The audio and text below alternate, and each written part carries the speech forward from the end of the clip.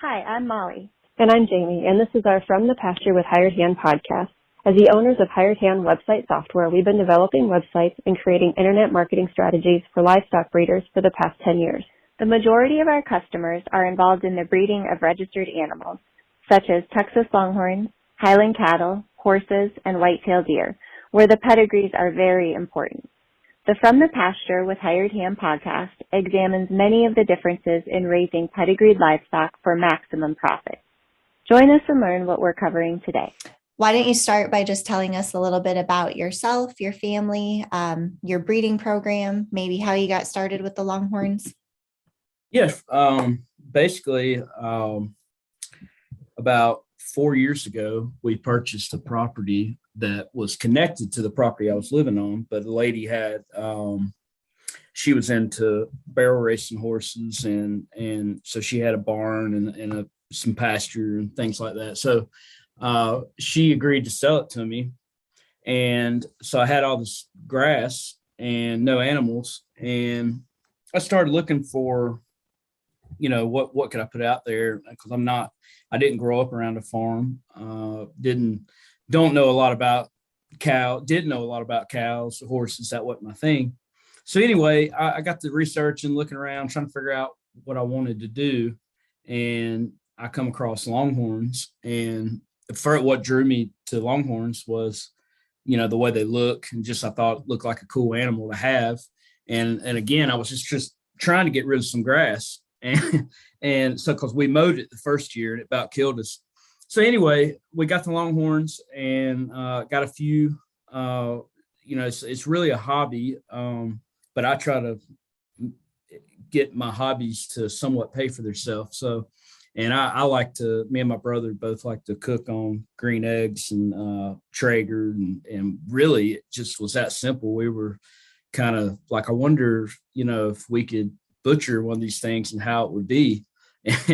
and that's what we started doing. And that's where the whole seasoning salts and things like that, when we're, smoking a brisket or whatever, cooking a steak, wanting to come up with our own line. And so my initials is RP3. So that's where the name come from. It just, I don't know, we went with that. So we do have salts and seasonings, rubs is what, and I do sell beef at the farm. And we've got, the Longhorns there, and my wife's barn that we converted from the old horse barn over to kind of fit what we needed, because we don't keep many horses there anymore.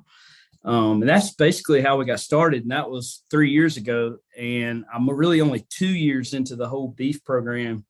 And I've got a lot to learn. I'm just really getting going. So like I said, me nor my wife grew up on farms. We didn't have cows. And so we're still learning. So, but there's been a lot of people really helpful in the Longhorn industry that I've already met, that's kind of been pointing us in the right direction. Tell us about a few of those folks and kind of what you've picked up from them along the way. So the very first person I talked to, which was kind of funny because I bought the first cow, which I've learned a little bit of what not to do already. I think the first cow I bought was off of, off the internet. It wasn't like from a well-known breeder or anything in Longhorn industry, but basically like a Facebook purchase. And the cow, it was fine, but when I got it home, it had pink eye, and I didn't really I had some, like some cattle corral panels from Tractor Supply, but I didn't have anything to really take care of the animal like we needed to. So anyway, I got to Googling and I come across the P and C shoots.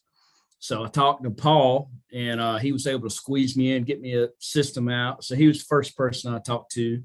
And he kind of was like, there's a lot of people in your area. And first of all, I didn't mention I'm in Greensboro, North Carolina, right dead center of North Carolina. So I was really surprised to hear he was like, there's a couple down the road that's got a PNC system. There's another, he went into naming all these people. And so anyway, but one of them was Dan Grove with Grove Cattle. So I've talked to him a bunch. He's been out to my place. I've been to his. He's helped me a lot, and he's the one that really told me what I needed to do, because I told him that I was interested in selling beef, and he kind of told me, I needed to contact and get my meat handler's license here in North Carolina and what I need to do. So he got me pointed in the right direction, and we called the Department of Agriculture and did our inspections that we needed to do, and got our license and our brand, which I think I had you guys help me with, I believe, and the website. So Dan's been a huge help, and Paul out getting me set up with a chute system that he builds. So since Dan helped you specifically, it sounds like with the beef quite a bit, just kind of tell us where you all started. Obviously you were starting from scratch, but kind of walk us through that to where you are today in terms of moving product and maybe some of the ways that you market it. Yeah. So after I got my meat handler's license, the guy that come out from the state to do my inspection, they were actually helpful. I was a little nervous about it first, thinking that, these guys, it's like a pass or fail type of thing. But it wasn't that bad. They come out and, because a lot of people just want to sell quarters or halves or whole cows just to get around that. And I guess there's some reasons, they might not have a room to have a separate, and here in North Carolina, I guess it's similar across the country. You've kind of got to have a designated space, a designated freezer that locks, and you can't mix in your own personal goods in there.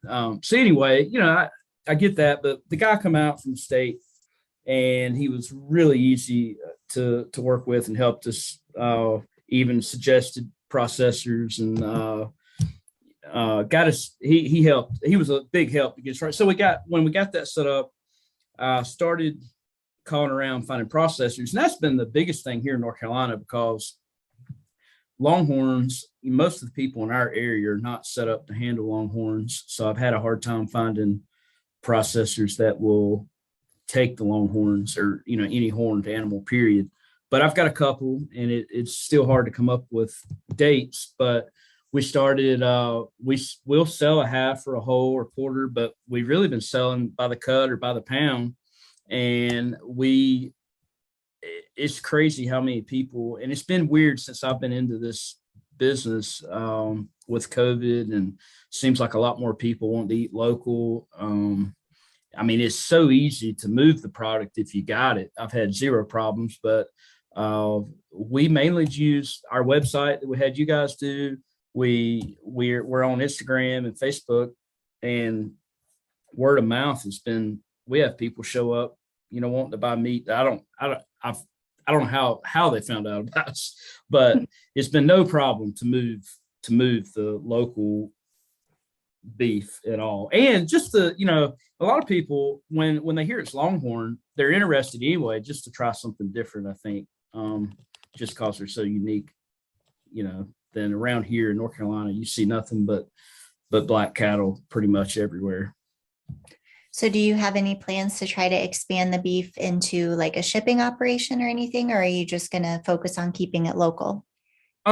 So I have worked on the shipping a little bit. The one of the processors I use, they're USDA certified, but they're really hard to get dates with now. So I've been forced to use NCDA certified processor, which mainly I can only sell that in state.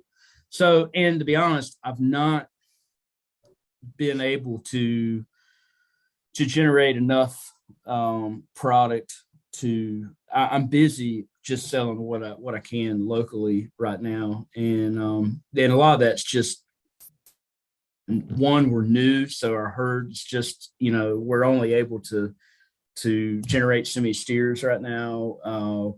And we've tried buying some, and because I've really wanted to stick with the longhorn breed, and in our area, we could find some, but I want to raise my own. I like doing it in-house from start to finish. And so we really had a hard time with the dates, but as soon as we get it, we can sell it where we're at. So the shipping has kind of took a little bit of a back burner approach right now, because we're not needing to to ship right now to move it. That makes sense. Yeah. So as long as we're talking about the beef, let's talk a little bit about the seasoning salt. So kind of walk us through at what point, you said you and your brother have that, right? Well, it's mine, but with Okay. just us, all the time sharing, like, hey, I'm gonna cook a brisket tonight. What rub are you using? I'm using, Meat Church or there's tons of them out there, and it seems like that's the whole. I don't know if it's because of COVID or if it was already happening, but just the whole backyard people smoking different meats or grilling, it's just kind of been on a rise lately. You got Traeger and Green Egg and all these people are popping up in all the hardware stores, the sports stores, Academy Sports. Everybody seems to be pushing that right now. And there's a lot of people making their own rubs and seasons. And anyway, we're just kind of want to come up with our own. And so we have I found a place in Texas that will help you blend it and put it together and package it. So that's what I've been using them, and we do sell quite a bit of it. Do you find a lot of folks that come, locally to buy the beef? Or is it an easy upsell, or are they already asking for it? That was the plan. Yeah. So if they come, what I've done, I took a spot in the barn, and so the barn that I had on site, the lady, previous owner, had used it for horses, so she had an office in there, and then she had a tack room. So I converted the tack room to kind of my sales room. We got a big commercial freezer in there. And then we put some shelves with, we got a few t-shirts, hats, and then our seasonings. And so most of the time people come in there, if they're buying hamburger meat or steaks or whatever, they're like, oh, what do you got here? And it is an easy sell to, if somebody buys a bunch of beef, to sell them some steak rub or, that it is an easy upsell for sure. So how many different flavors do you have right now? I've started with 4, but they're not all just for beef. We do have a steak rub and more of a barbecue blend that's more for if you're going to smoke a brisket. And then I do have a pork rub, and I got one called Sweet and Smoky. You could use it on anything, but I like it on chicken. So were there any lessons that you learned when you got to the point of working through like your labeling process or anything like that? Yeah, so I have again, the RP3 and the farm, it's a business, but it's also a hobby for me. I own my own company that third generation solid waste hauling business and landfills and recycling. So we have to buy a lot of decals and logos and things for our trucks. So I already had a really good contact person we've used for years that makes all of our decals and logos and things. So I kind of come up with the idea. We went back and forth a few times, getting it kind of like what I wanted. And so then I had a logo file, and the co-packers, there's a bunch of them out there you could find. The biggest thing is, like, say a rub is you have to buy so much at one time to do any good, but they basically, I just had to send him my logo file. They have a guy in-house that kind of helps put it together, and then you approve your label. It's a pretty simple process. But the logo, knowing somebody, because our company we buy shirts and hats for our employees and customers, so it's pretty easy for us to have somebody help us out with that. So for folks that are thinking about doing something similar, getting started, you do have to carry quite a bit of inventory when you get started, right? Yeah. And I wish I had all that information in front of me. I would tell you exactly what it is, but and that we've even looked at doing sauces, like barbecue sauces, but I think the minimum it was several hundred gallons. So if you're just getting started, it's hard to you might have, say, $3,000 to $4,000 in just ordering your first batch, but it was something I wanted to do, so I wasn't scared to try it. But it is, you will have to place a large order up front, at least with most of the people that I found. So is there anything else you want to share about the seasoning salts or the longhorn beef before we kind of switch gears here? Not unless you think of something in particular. Again, it's been, if somebody out there is wanting to try it, it is so easy to move the beef. That's definitely not an issue at all. There's so many people out there looking for local. They want to know where it come from. They want to know what it was fed, and it just seems to be a lot of that type. There's a lot of people, there's a lot of diets. I guess there's always some kind of diets going on, but a lot of people that call me or email us are just going on the carnivore diet, I think it is. And, with all the health benefits of the longhorn beef and the leanness, kind of goes right in hand with what they're looking for. I actually had a high school wrestling team call us because I guess their coach was pushing this carnivore diet or something. And anyway, they about wiped out my freezer one time back in the fall because they were all showing up, their parents like, oh, we're on the carnivore diet. And I was like, and I knew exactly where they come from. And it was actually a buddy of mine. His son was on this team, and he, word of mouth is always the best advertisement, really. I mean, it's a little old school, the Instagram and Facebook's great and all that, but word of mouth sells stuff so fast too. For sure. Love what you're hearing? Be sure to check out our Pickup Truck Confessions.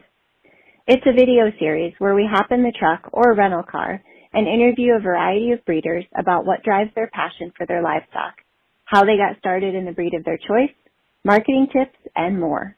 And now, back to the podcast. So when you were talking about your beef, you mentioned that obviously you use, steers for that. So talk to us a little bit about your animals that aren't steers, some of the bloodlines that you're breeding, some of the animals maybe you're most proud of, or if you have any come into any futurities or sales coming up. Yeah. So the biggest thing with me is time. There's just not enough time in a day to do everything I've got to do. And, my business that I run every day to make a living, it's it really is taking a lot of my time. It always does, but we're really busy right now, and a lot of people probably are, and with finding help with the labor shortages, and so it's kind of it's hard for me to make it to any shows or futurities. I wanted to go to like almost every one. I think the one in Kentucky is this weekend. I told my wife last night, I said, last year I missed it because I was doing something, and I swore I was going to go this year, and there's no way it's going to happen. I've been in South Carolina all this week until I got home last night, and it's just not enough time for me to get around. So I've not started doing any of the shows or anything. As far as my beef program, Dan actually mentioned a lady where I bought my first bull from, because he knew what I was trying to do with the beef program, and she had a pretty young bull there that his horns, they're not going to get up to 80 or 90 or anything like that. I think he's probably only in the mid to high 60s now, but the body, he's an army tank, and everything we bred him to, especially the bull calves we've been getting off are built just like him.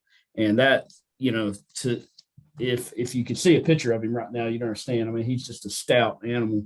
But I think his name's Deputy, and I've got him on our website that you did for us. And I think he's got some JP Rio Grande, about like everything else, and Fox checks. And so that's kind of the bloodline he's from. And he's been a really, really cool animal. Everybody comes out to the farm, that's the first thing they're drawn to when they see it. And it's funny because in North Carolina, back to being in North Carolina, everybody that comes by, drives by, or asks me about my cows, they say, well, why do you have, all bulls? I was like, what are you, everybody thinks that they got horns, they got to be a bull. It's kind of interesting. It's funny. I'm like, no, there's there's only one bull out there. But it's interesting, some of the questions we get asked, or people stopping on the side of the road because when they can see him in the front pasture. But he's been a cool animal. And I mean, you could walk up in the pasture and, lean on him or pet him on the head, or he'll find you because he wants to be rubbed on.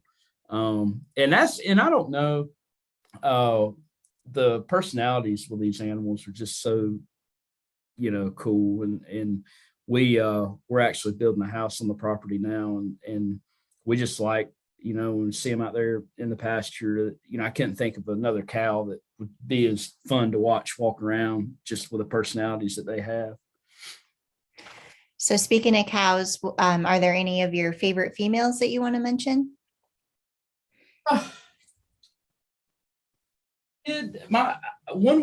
We've got our eye, two of them probably.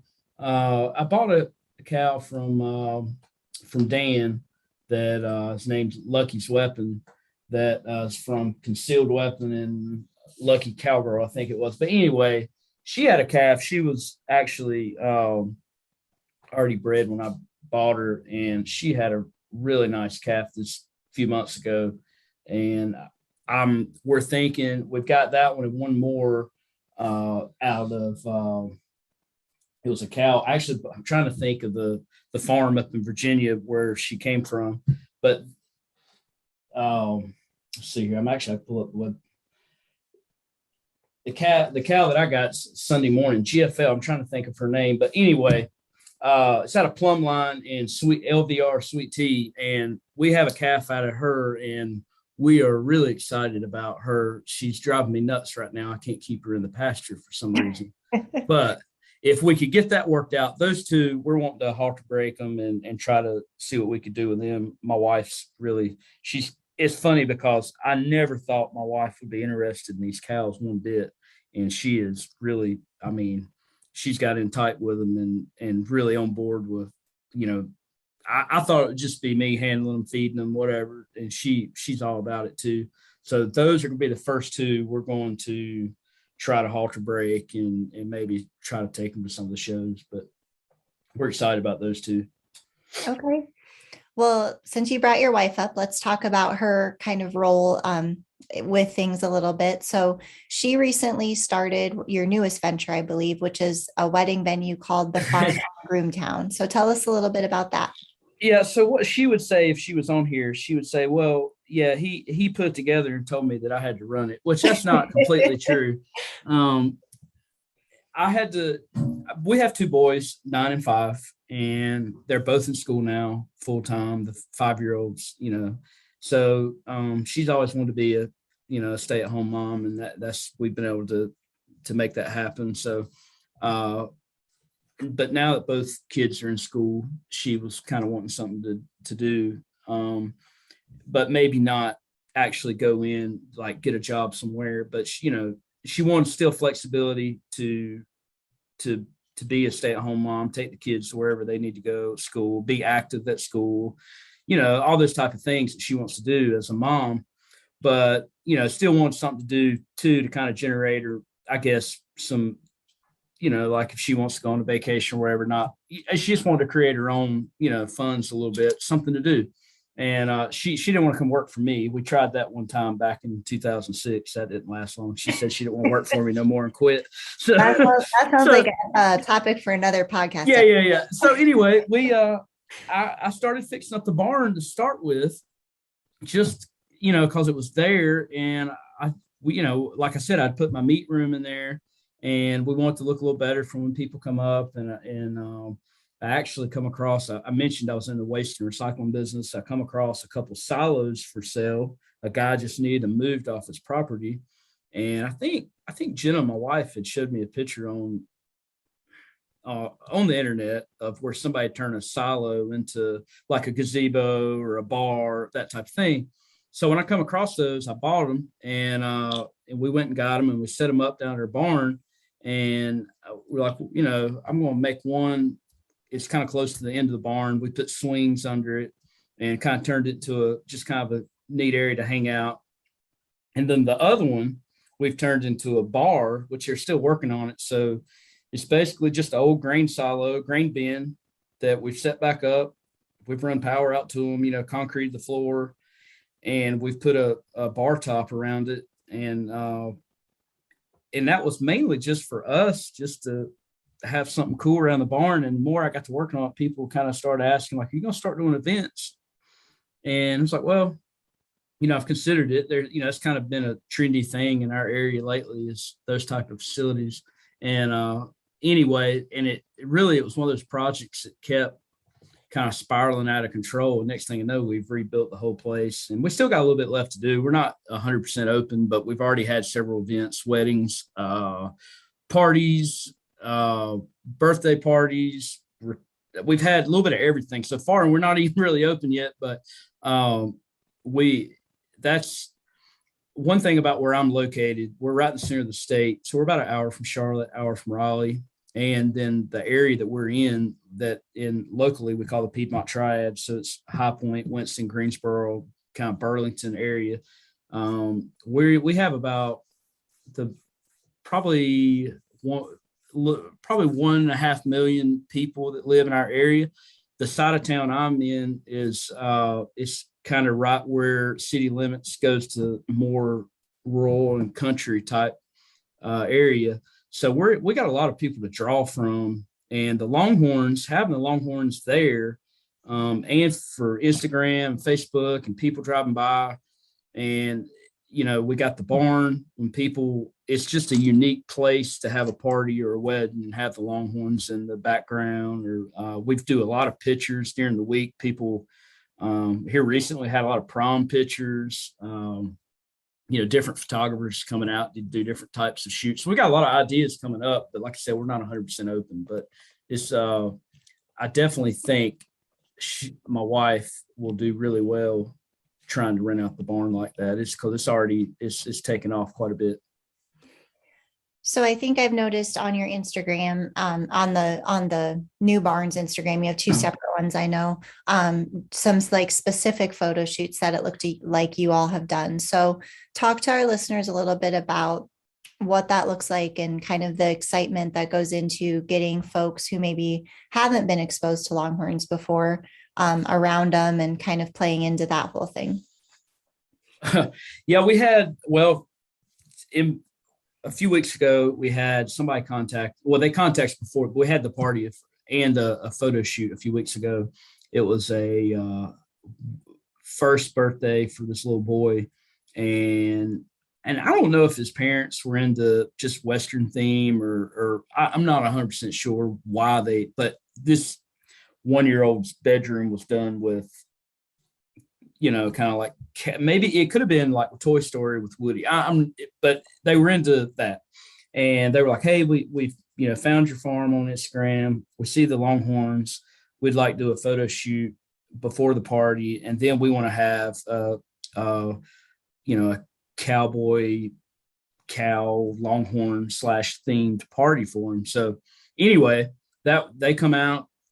We to get the right shot, I was out there trying to throw feed out along the side of the fence. and of course, then the cows would come up, and then the photographer and this little boy was sitting out there. It was pretty funny. But it worked perfect. And I don't know if you saw the pictures of my wife shared. I know they're on the internet, but where the cows come up behind the fence, and all of my fence is, it was a horse farm. So I have all black 3-rail fence. So the cows come right up behind it, and he's sitting on the ground with his cowboy hat on and no shirt on. It's a perfect picture, really, for what they were wanting.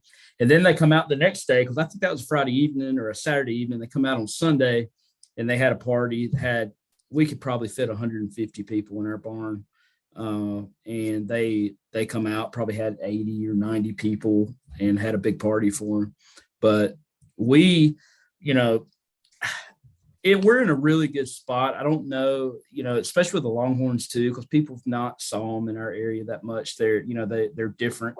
If you're in Texas, they probably wouldn't have the same draw that we have right here in Central North Carolina, but they definitely, people get excited when they see them. So we have several Highland breeders in your area who do different things, like they do photo shoots with Santa. I think Yeah. one coming up with the Easter Bunny, but then it also includes some of their calves and their Highland cattle. Do you and your wife have plans for some things like that possibly? Yes. Well, actually, this past Christmas, we did have a Santa show up, and we did that. Um, and it was a huge success. We were surprised how many people showed up, and that was really not.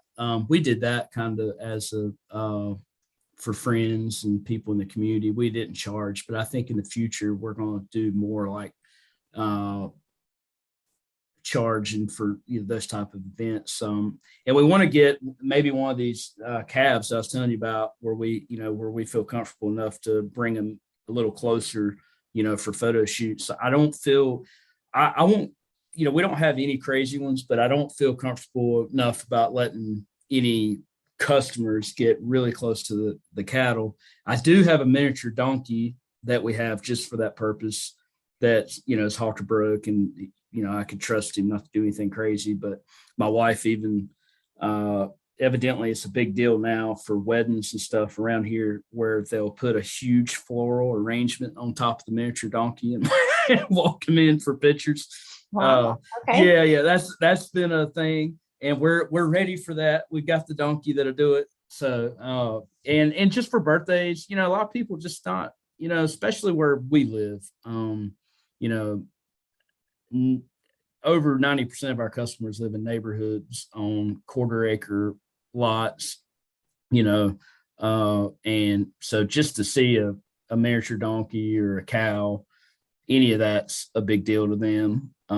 Actually, we have coming up next week, I think it's next week, we had a local private school call us. They're having some type of Charlotte's Web Day or something, and they're bringing out, I want to say it was second through fourth grade over a 2-day period out to our farm, and they've got things set up for them to do, games and hayride, that type of thing. And so that it's really the possibilities are endless if you want to do an event type of ranch or farm, I think. And the financial side of it really makes sense if you're not using your facilities really, or and you might could build a new one and still come out fine. But the parties we charge by the hour, weddings are more flat rates, and it's really been an easy process to make it happen. So what advice would you have to some of your fellow Longhorn breeders or maybe other unique livestock breeders who have considered doing this, but maybe haven't taken the plunge yet? I wouldn't hold back. I would do it because,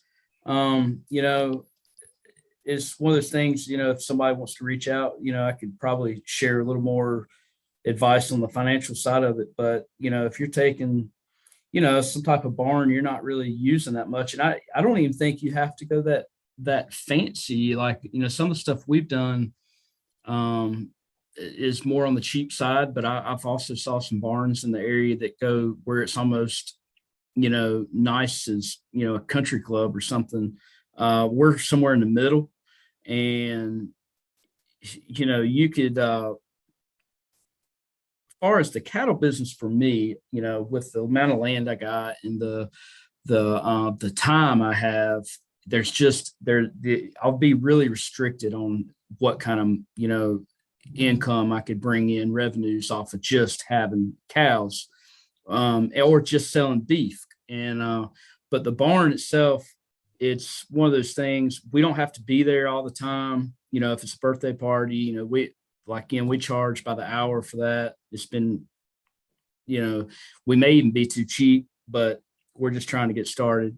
And, it, you could, it's, we could make so much more money doing it that way, having the Longhorns there to, for one, I like having them there, but just having them there brings more people in just to see that. And there's no other places in our area that has, say, a wedding venue with Longhorns walking around out pretty close to the barn. We are a little bit concerned. I will bring this up. We because we've had a few issues like where we've got to figure out what we're going to do. We had one party down there, and I found like a bunch of cupcakes out in the pasture. I'm like, all right, we're gonna have to we're gonna have to figure out what to do. Keeping it is a fine line, I'm sure, where you need to be careful with safety. And again, we're not going to have any cattle near the barn, or probably not at all, that are aggressive. But you kind of gotta. I see we're gonna have to do a little better on letting our customers know you can't be feeding the cattle all your spare leftover cupcakes or chicken wings or or whatever. But no, I'm really excited about the venue business. I could see it, just to give somebody a clue without even really trying. I think you could, bring in 70 to 80, $90,000 a year just renting out your barn, which is fairly easy to do. That's awesome. And we'll be sure to we'll link both your Instagram accounts and your website and everything in the show notes, so folks can go and kind of check out the photos that you've shared so far of what you've redone and some of the photo shoots and everything too. Yeah. And I tell you something we got finished up yesterday. My wife was excited about. They'll see a picture of. We had some old way back years ago. A lot of our land was used for tobacco farming, so we had a lot of tobacco barns around the property, and some of them we've took down, and I've saved the wood off of. And in the bridal suite, we had a shelf made like where the brides would get ready, and we had some of it made out of that the barn wood off the property, the original property. It's really cool. She put a picture of it up on the Farm on Groomtown page yesterday, I think it was. It was pretty neat.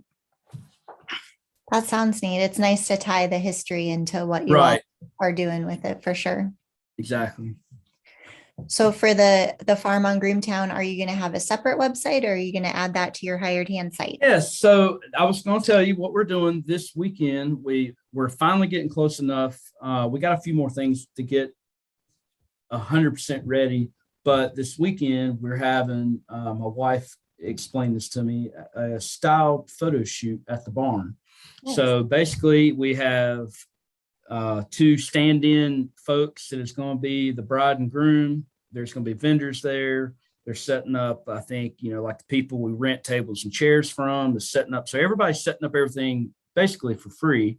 And it'll be kind of like a collaboration of vendors and I think there's even some of the like the food, the caterers and stuff. Anyway, they set up everything like a real wedding, but there's really not a wedding happening. They're just taking pictures, and they could use those pictures, like, the rental people can use the pictures to show what they could set up for an outdoor or indoor wedding, or, a barn type wedding. Pretty much any kind of vendor you could think of, they set up. And so anyway, we're doing that this weekend. And for us, what we get out of it is we're going to try to use these, because it's going to be professional photographers there, and we're going to use pictures to provide you guys to make us a separate website. So like I got a buddy of mine that's got an antique car collection. I've got to go this evening and get something out of there that will work as the getaway car. So we're going to have it all set up, and then we're going to try to use some of those pictures and to have you guys set us up a separate website for it. Nice. That'll be great. Yeah. Not scripted at all. I'm just learning this. So yeah. Right. Well, it's been, that's I've been telling my wife, it's like, we have to get you right. She's been nervous about it. And because again, we've already had people calling us, coming, or emailing us, messaging on Facebook, Instagram, already really wanting to do stuff. And it's, like I said, we're not 100% open, but I told her, so you got to get a website going. And she's like, I'm trying. It's just, she's got a full plate too, with both boys, and doing everything that's got to be done around the house. And like I said, we are building a house right now. And then my business it's been slammed. So it's hard to find time to do everything, but that is the next thing on the list, is get a website up and going. Well, it sounds like you guys have really thought everything out and planned very well with it. So it sounds like you're definitely, even though time might be an issue, you're setting yourself up for success. Oh yeah, yeah, we're trying. Well, before we close, is there anything else that you'd like to share with our listeners about any of your ventures or just Longhorns in general? I can't think of anything really. We've just really been, really enjoyed having the Longhorns out there. It's just crazy. It started out just trying to not mow as much to really falling in love with the breed. And, and the barn thing's kind of been a side shoot of that. But it's been a fun journey learning about, not just Longhorns, but really just having cattle and farm, and that was part of the reason I did it. We were in a neighborhood ourselves before we moved out there, and with two boys, and just wanted to get them, out, keep them out on the, where they could kind of grow up, seeing how things are done, that know that,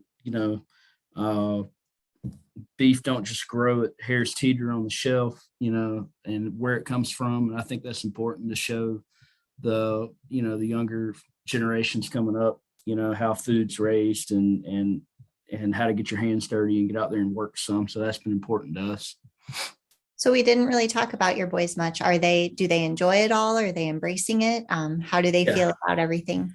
Oh, they are into it. My 9-year-old's a little bit nervous about going into the pasture, even, but they help me feed and ride the tractor to go out to take hay or, whatever we're doing. They're into it. And definitely when we have baby calves being born, they're all about that for sure.